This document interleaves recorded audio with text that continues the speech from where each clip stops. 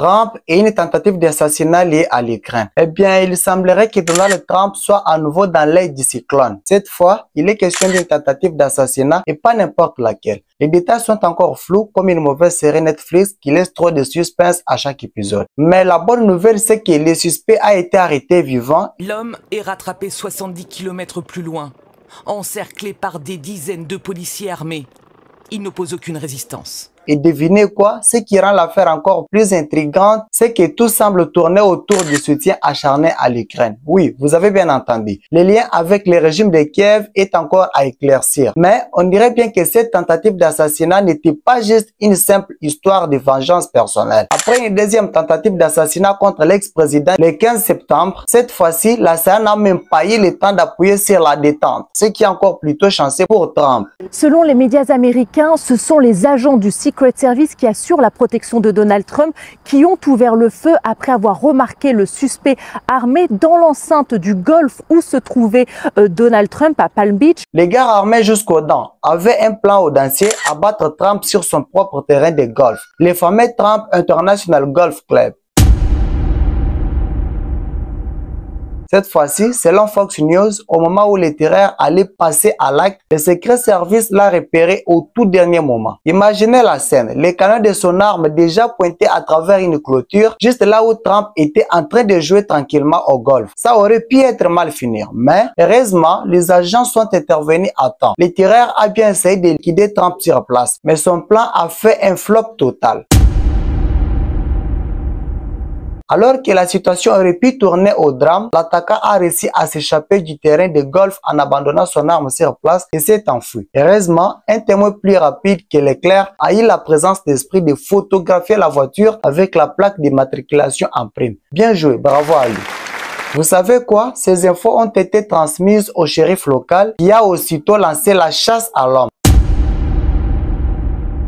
Le tireur a été rattrapé par les forces de l'ordre et cerise sur le plateau, il a été capturé vivant. Voilà ce qui va probablement agiter encore plus les débats à Washington.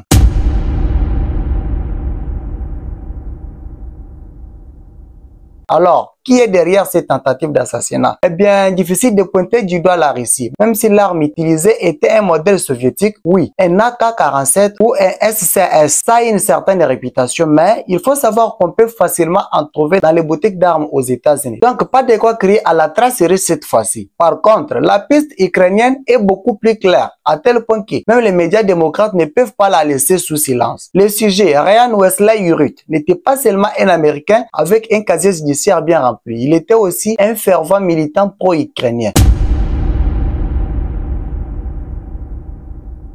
Ryan Wesley Urich n'était pas qu'un simple commentateur sur les réseaux sociaux. Non, ce gars-là avait des idées bien arrêtées, au point d'appeler carrément à brûler le Kremlin jusqu'au sol, sur ses posts en ligne. Il a même essayé de se rendre à Kiev pour combattre. Mais, devinez quoi, il a été recalé parce qu'il était trop vieux et manquait d'entraînement militaire. Alors, après ce refus, Urich s'est lancé dans le recrutement des combattants pour soutenir le régime ukrainien. Parmi eux, des Américains et d'anciens soldats de l'armée afghane qui avaient fui les talibans. Il a même fait une apparition dans une vidéo de propagande pour les groupes terroristes Azov et a donné des interviews un peu partout. Et ce n'est pas fini. Il a aussi écrit un livre et là, dans ses pages, il a déclaré que la guerre en Ukraine est impossible à gagner.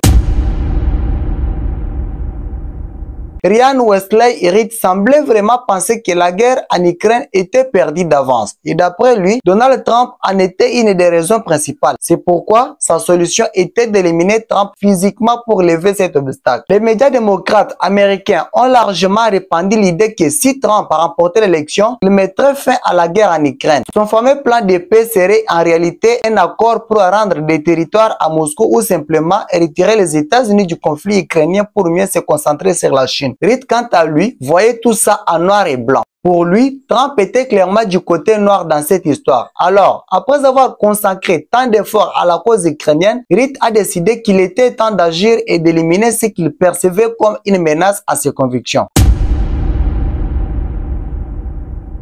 Évidemment, les démocrates vont tout faire pour minimiser les liens entre cette affaire et l'Ukraine, ainsi que l'implication de certains de leurs partisans radicaux. Ryan Wesley Iritt n'est pas un cas isolé. Il fait partie de cette frange des démocrates extrêmes conditionnés par des médias libéraux et des politiciens qui ont dépeint Trump comme un véritable monstre. Et maintenant, les gros bonnets du parti comme Kamala Harris et d'autres figures influentes, entre autres sénateurs et membres du Congrès, se dépêchent de prendre leur distance. Qu'est-ce qu'ils disent? Nous sommes heureux que Trump aille bien, il n'y a pas de place pour la violence politique en Amérique.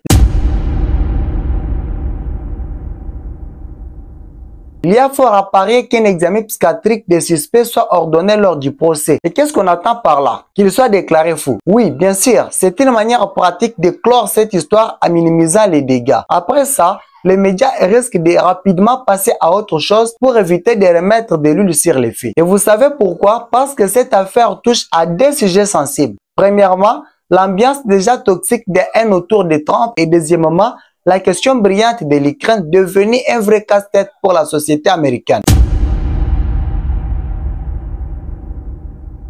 La pression monte aux États-Unis de plus en plus. Des citoyens réclament des restrictions, voire l'arrêt complet de l'aide au régime de Kiev. Et vous savez pourquoi? Parce que cette aide qui coûte des millions de dollars, des vies humaines et des armements a failli coûter la vie à un candidat à la présidence qui est M. Donald Trump. Les débats deviennent de plus en plus houleux et cette affaire pourrait bien accélérer le changement d'opinion publique. Les républicains ne comptent pas laisser passer cette tentative d'assassinat sans réaction. Ils sont déjà prêts à en faire un gros titre sur plusieurs fronts. Première étape, faire éclater la théorie du complot gouvernemental. Je tiens à signaler que le gouverneur de Floride a déjà annoncé que l'État mènera sa propre enquête sur la tentative de meurtre au Trump International Golf Club. Selon lui, les citoyens ont droit à toute la vérité sur les tireurs ratés et sur la manière dont il a pu se rapprocher à seulement 500 mètres de l'ancien président et actuel candidat républicain. Les républicains semblent prêts à exploiter chaque détail de cette affaire pour alimenter leur narrative.